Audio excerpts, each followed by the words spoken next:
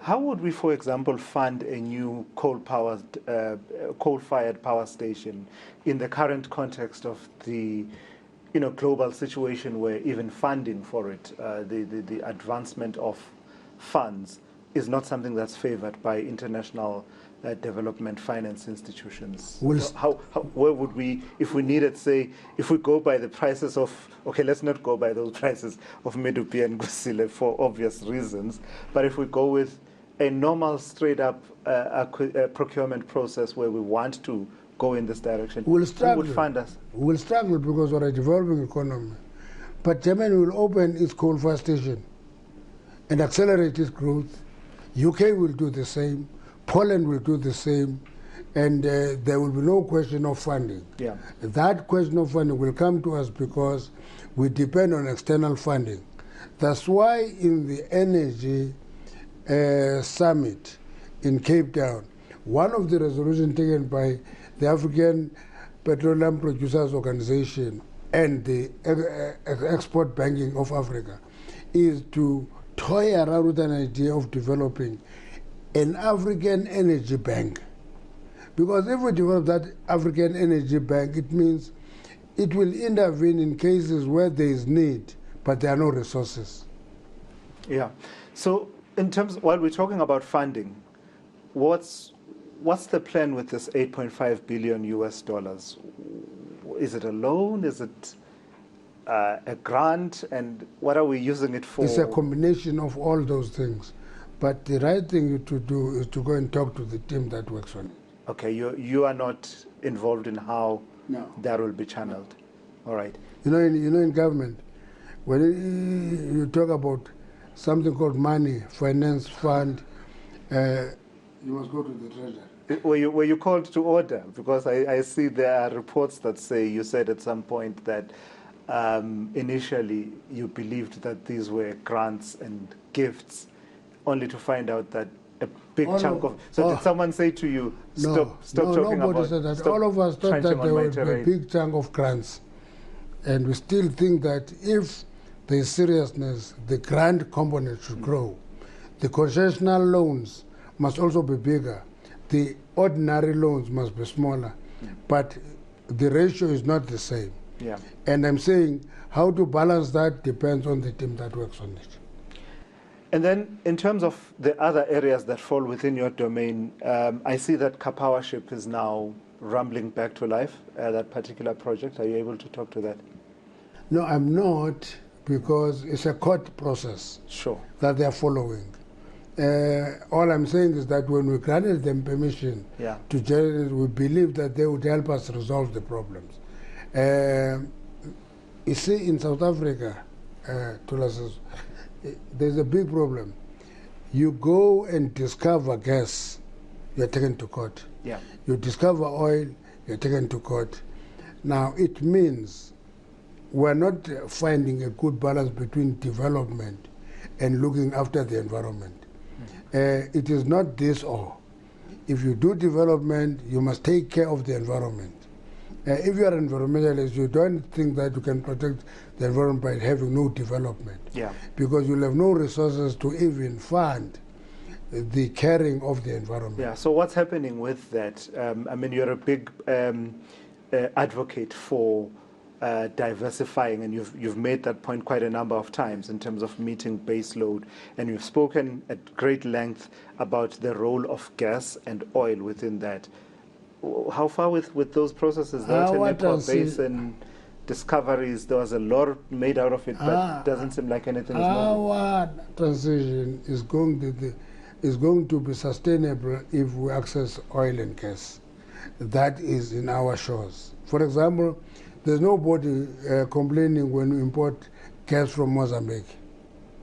But when we say shale gas, we've conducted the experiment, we've completed it, we've sent it to another country to verify it is economical. Everybody jumps up and down. So we're going to issue a request for proposal for that shale gas now. We're looking into... Which one? In the Karoo? In the Karoo, yes. The old one that we had a whole... Yes, it's back. Half a decade, yeah. It's back. So you'll go on request for proposal? Because we're asked to do an experiment to test if it is viable. We've done that. We took samples of that gas to another country for verification. They came and said it is viable. So we're going to issue requests for proposals to explore that gas now. Yeah. Okay. Oil, we chased Shell out of the Eastern Cape. We shelled Eni out of the coastline of KZN.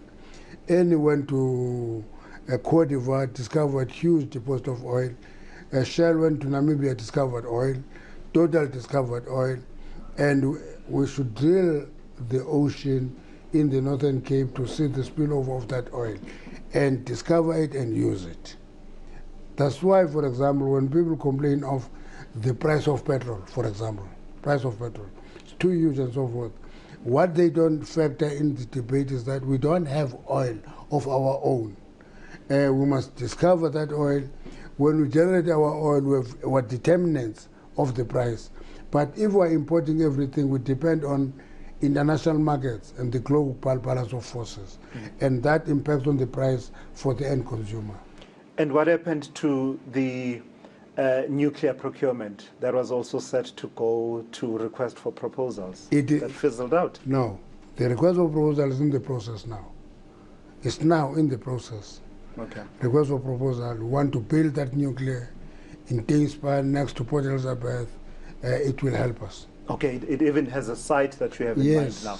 How big are we talking in terms of we supply? Opted for, instead of the 9,600 that was in that project that was stopped, we think that we must target 2,500, build it in modular reactors. It works better. It is actually improved to an extent of being more economical. Right. And that makes us being able to build nuclear at a pace and a price scale that the country can afford. The country can afford, that old conversation. What are we looking at in terms of timelines as well as, funding? Because it's always come down to that. Now, request for proposal does two things. It wants people to propose to participate. It also tests the appetite of the market to that project.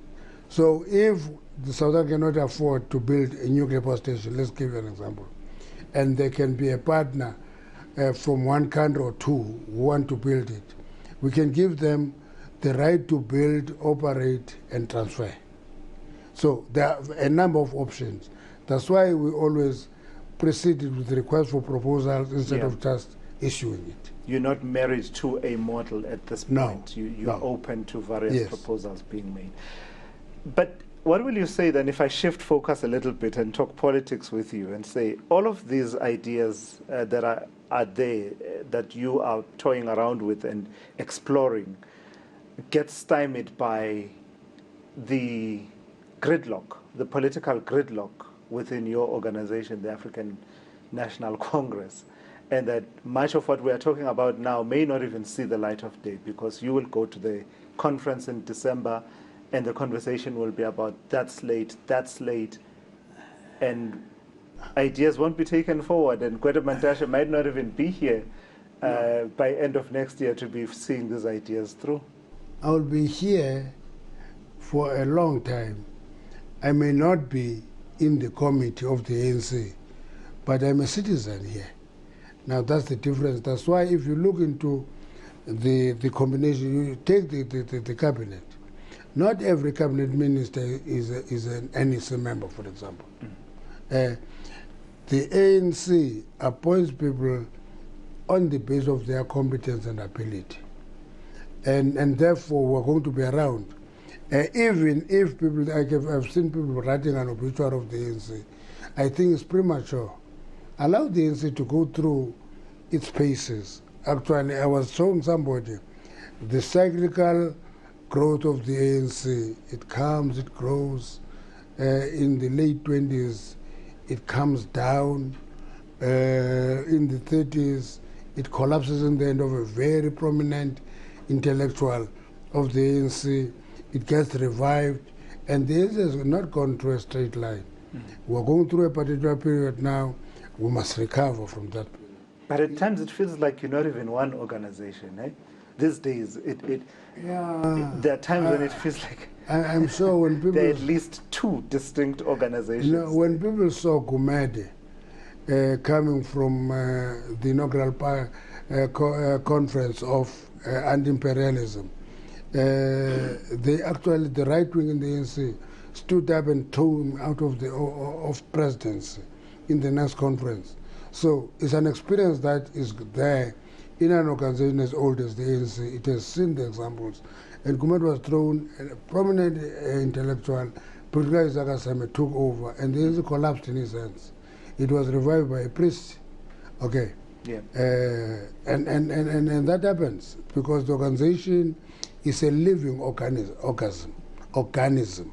Yeah. Because a living organism will go, look as if it's dying, recover. When you farm, you burn the farm. When you see it burned, you think that it's dead. But what comes out of a burnt felt is fresh grass that gives you life.